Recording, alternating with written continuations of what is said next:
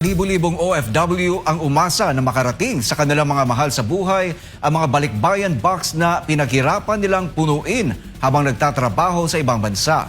Pero imbes na makarating sa kanilang pamilya, mahigit 42,000 balikbayan box ang umano'y naiwan sa mga pantalan sa loob ng 2 hanggang 3 taon. Ang aksyon ng Bureau of Customs. Narito ang balita.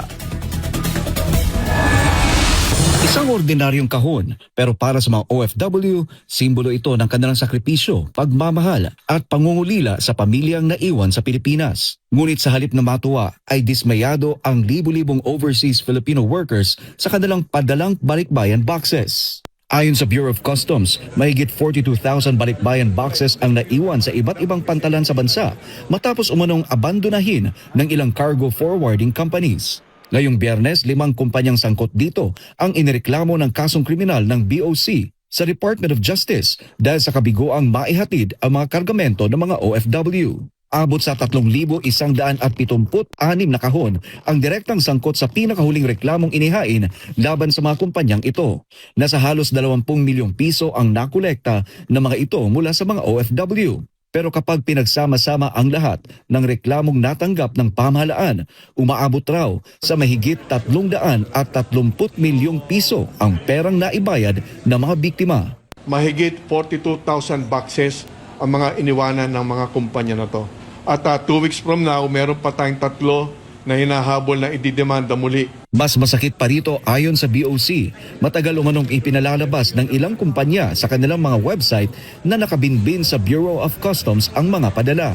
Pero nilinaw ng ahensya na hindi customs ang dahilan ng pagkaantala. Sa halip, hindi umano nabayaran ng mga cargo operator ang kinakailangang port charges, duties at taxes kaya naiwan ang mga container sa mga pantalan. Dahil sa sobrang tagal ng pagkakatenga, may mga pagkain ng expired at may mga damit na hindi nakasya sa mga batang pinaglalaanan ng mga ito. Karamihan dyan, mahigit 2 taon na nasa pantalan lang. Unfortunately, meron dyan mga pagkain, tsokolate, mga expired na.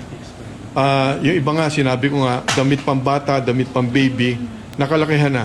Isa sa mga biktima si Loreline Umadlaw, dating OFW sa Saudi Arabia. Noong Nobyembre 2025 niya ipinadala ang kanyang balikbayan box matapos ang halos 6 na taong pagtatrabaho sa abroad.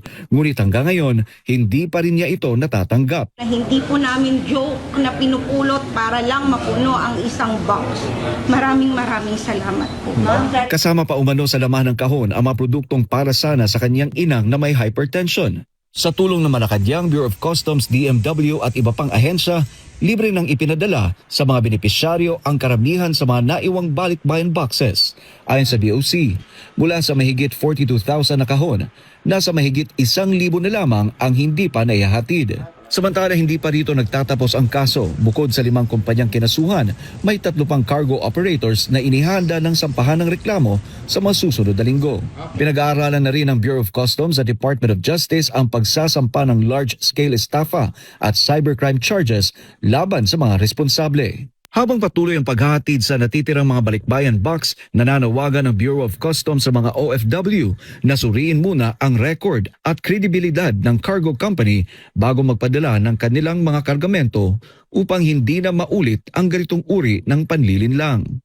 Para sa Diyos at sa Pilipinas kong mahal, Aaron Rojas, SMNI News.